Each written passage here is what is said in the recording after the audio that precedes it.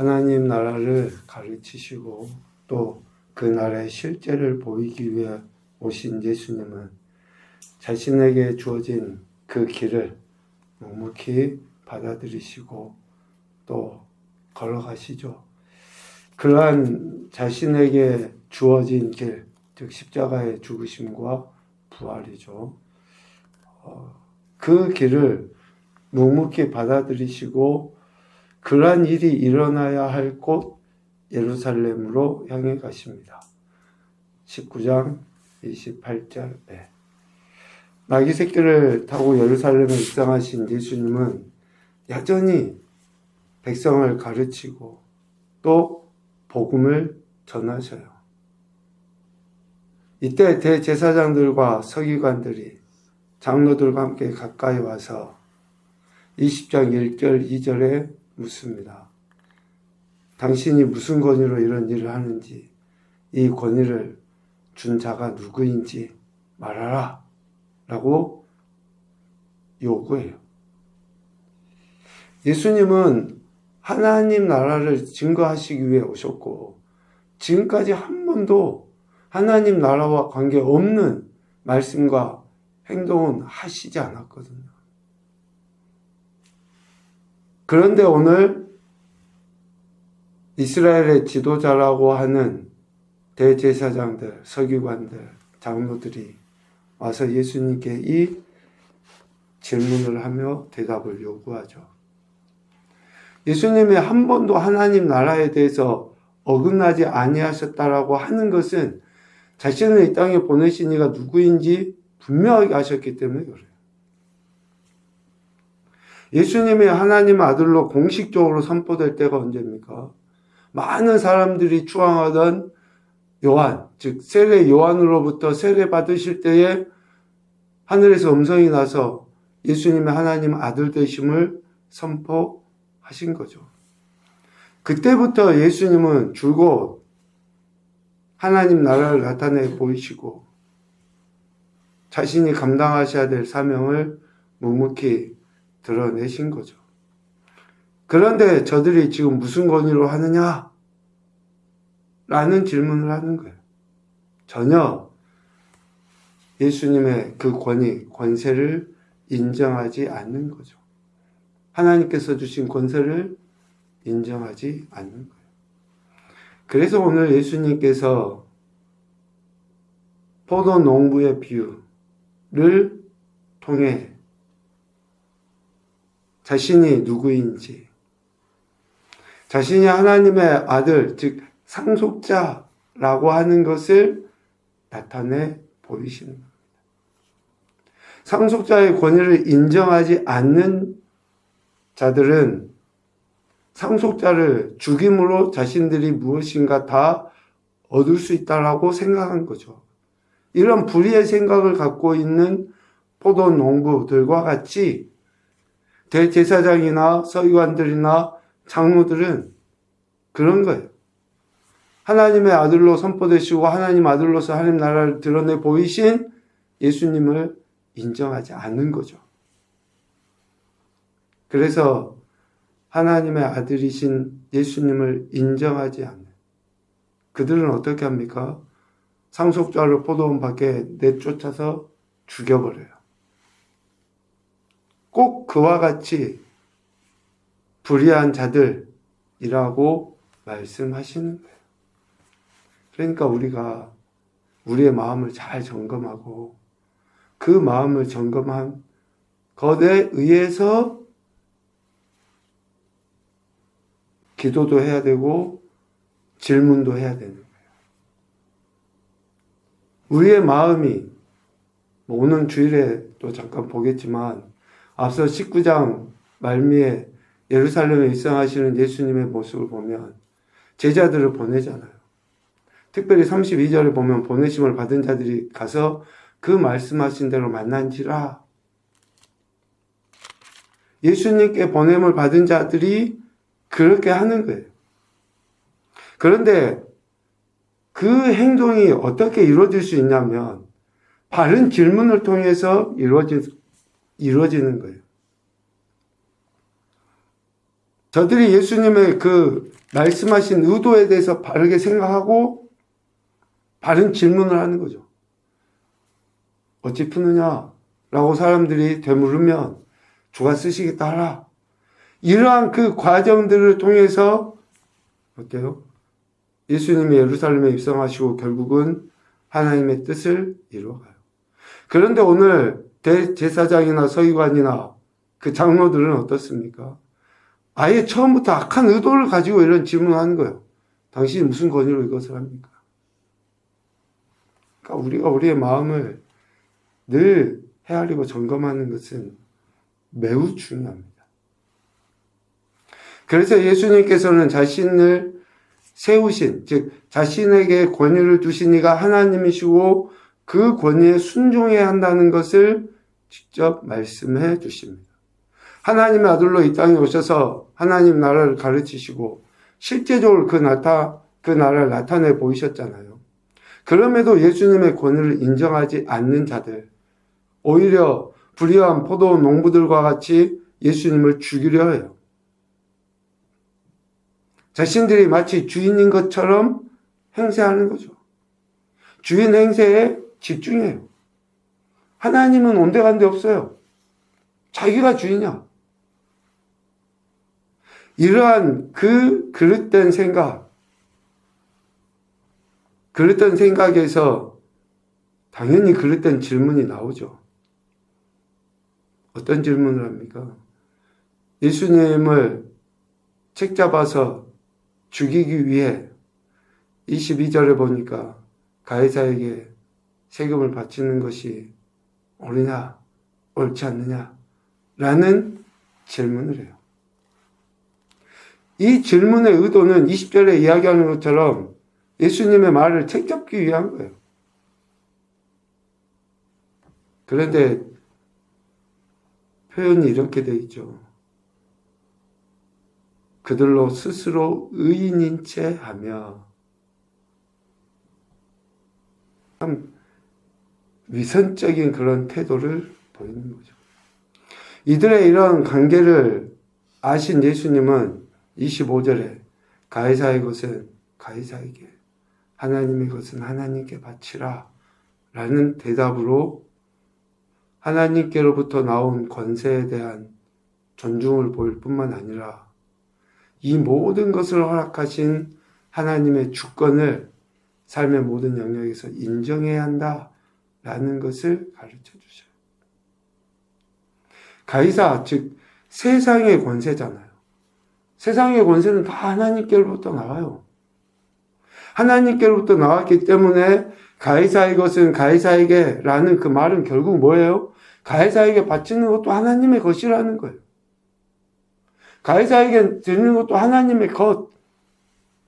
그런데 그들은 세상의 권세, 세상의 통치로서 하나님 나라를 생각하고 있기 때문에 이러한 질문을 통해 예수님을, 하나님의 아들이신 그분을 책잡으려 하는 거죠. 그러니까 결국 가이사에게 바친다 할지라도 가이사에게 돌아가는 건 없어요. 다 하나님의 것이지. 그런데 세금을 거둔 가이사가 어때요?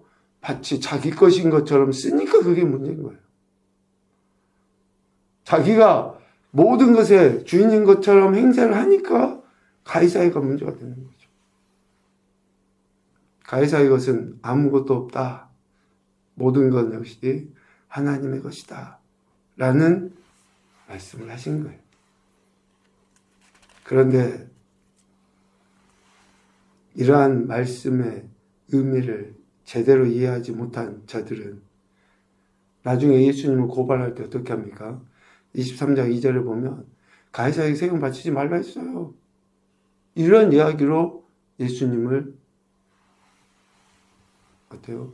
죽이기 위해서 선동을 했던 거죠.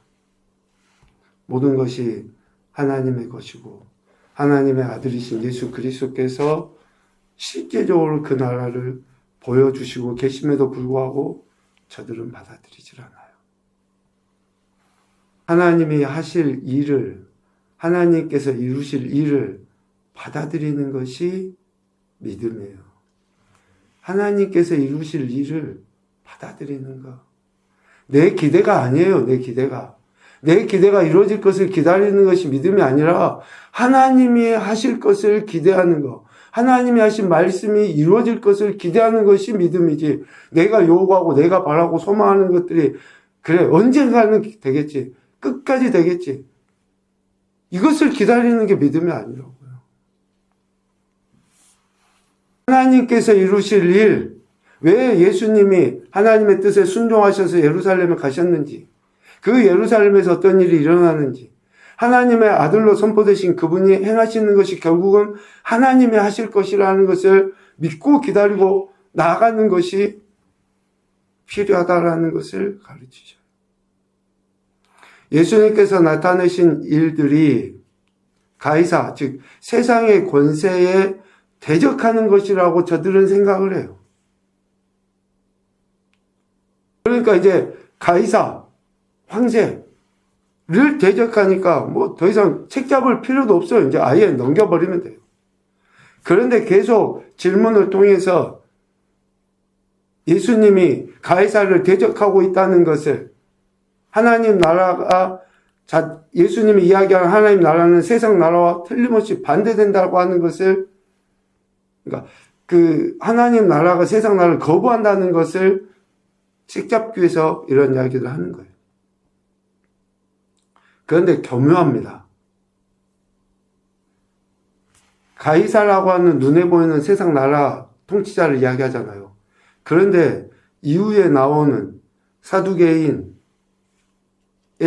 질문을 보면 처음에는 물질이라고 하는 눈에 보이는 세상 권세 이야기하잖아요. 교묘하게 이제 영적인 부분, 종교적인 부분으로 넘어가요. 그러면서 예수님의 가르침을 책잡기 위해서 저들이 하는 거예요. 사두개인들은 부활이 없다고 주장해요. 27절에 보면. 이들은 모세 오경만을 인정하죠. 그런데 모세 오경에 부활이 없습니까? 있어요. 그런데 저들은 모세 오경을 이야기하면서 부활이 없다고 주장합니다. 왜 부활이 없다고 주장하냐? 지금 저들이 가지고 있는 그 유대사회 공동체 안에서 지배 계층에서 누리고 있는 그 현세적인 그 물질, 이것이 크기 때문에 부활이 없다고 주장할 수밖에 없어요. 가시떨기 나무에서 주님도 말씀하시지만 모세가 고백한 아브라함의 하나님, 이삭의 하나님, 야곱의 하나님, 부활을 이야기하거든요. 그런데 모세 오경을 이야기하면서도 저들은 부활이 없다고 주장해요. 부유한 그 지배 계층에 있는 그러한 자신들의 그 현실적 그러한 모습에 의해서 현세적인 신앙관만 갖고 있어요. 그러니까 이들은 하나님을 믿으면서도 가난하는 것은 죄라고 생각해요. 가난은 죄라고. 병드는 것도 무조건 죄라고 생각해요. 그러니까 참 답답한 거죠. 더 이상 어쩌면 육의 이야기로 책 잡을 수 없으니 대단히 영적인 것처럼 표현을 해요. 그러나 그 이면에는 가장 저질스러운 물질에 빠져서 하나님을 제대로 섬기지 않는. 그러면서 예수님께 질문을 합니다. 부활이 있다면 그 중에 누구의 아내가 되겠습니까? 7 형제가 다 죽었는데 부활 때 누구의 아내가 되겠냐? 그러니까 이 질문 자체는 질문 제대로 해야 된다 했죠. 부활이 없다고 단정을 하니까 이러한 질문이 나오는 거예요. 전혀 부활이 없다는 것을 강조하기 위한 의도로서 이 질문을 하는 거예요. 부활 세계를 이 세상과 같은 모습, 즉 육신의 눈으로 보고 있는 세상과 같은 것으로 잘못 알고 있기 때문에 이런 어리석은 질문을 하는 거죠. 하나님 나라는 이 세상의 권세자들이 다스리는 나라와 같다거나 이 세상의 눈으로 볼 수 있는 나라와는 전혀 다른 나라, 라는 것을 주님은 말씀하셔요. 하나님 나라는 하나님의 통치하실 가운데 있는 나라이기에 어디에 있다 라고 한다든지 또 육신의 눈으로 볼 수 있다 라고 그렇게 말로 표현할 수가 없어요. 그렇게 표현되어지는 나라가 아니라는 거예요. 결국 하나님 나라 백성은 죽은 자 가운데서 부활함을 얻기에 합당히 여김을 받은 자라고 할 수 있어요. 오늘 35절에 주님이 이야기합니다. 저 세상과 및 죽은 자 가운데서 부활함을 얻기에 합당히 여김을 받은 자들은 장가가고 시집가는 일처럼 세상의 것과는 전혀 다른 새로운 세계, 새로운 삶의 방식대로의 삶을 살아가는 자들이다 라는 것을 이야기해요. 그러니까 우리 생각이, 우리 마음이 아예 바뀌어져야 돼요. 어떤 분이 이야기하신 거 제가 몇 차례 전했지만 내가 생각하고 내가 소망하는 것들 99%를 반대로 하면 하나님의 뜻대로 살 수 있다잖아요. 예수님 믿는 내가 얼마나 대단히 거룩하고 깨끗하고 그런 것처럼 우리는 착각하지만 내 마음 안에서 드는 생각의 99%를 반대로 하면 하나님 뜻대로 사는 거예요. 그만큼 우리는 뿌리 깊은 죄성. 하나님 나라, 말로는 하나님 나라 이야기하지만 또 구원, 은혜 이런 이야기하지만 정작 삶의 현장에 내려가 보면 여전히 육신의 생각으로, 세상의 생각으로, 세상의 가치로 평가하고 판단해서 하나님 나라의 합당함을 드러내 보이지 못하는 그런 행태들이 참 많다는 거예요. 첫 번째 교훈입니다. 모든 권세는 하나님께로 나왔기 때문에 권세를 통해 누리는 것 역시 하나님께서 주신 것이다. 하나님께서 주신 것이 아닌 게 아무것도 없어요. 이러한 겸손함을 보여야죠. 두 번째, 하나님께서 주신 권세로 말미암아 하나님의 영광을 올려드려야 함이 마땅하다. 당연하다. 왜 사회가 혼란스러워집니까? 하나님 주신 권세를 제대로 사용하지 않으니까 문제. 진짜 뉴스를 보면 정말 기가 찰 정도 아닙니까? 하나님 주신 권세로 하나님의 영광을 위해서 사용해야 됩니다. 세 번째, 하나님 나라의 은혜는 지금 이 땅에서 하나님 말씀의 다스림을 받으며 살아가는 것을 통해 누릴 수 있다. 누가 복이 있습니까? 하나님 말씀을 듣고 지켜 행하는 자가 복이라고 했어요. 이 땅에서 하나님 말씀의 다스림을 받으며 살아가는 것을 통해 우리는 하나님 나라의 은혜를 누리게 되는 거예요. 오늘도 우리에게 구원의 은혜를 베풀어 주신 그 하나님, 그분께 오직 감사와 찬양과 영광을 드릴 수 있는 것은 말씀에 대한 바른 태도, 순종이요. 또 그 말씀을 믿고 따라가는 믿음의 결단에 있다라고 생각을 합니다.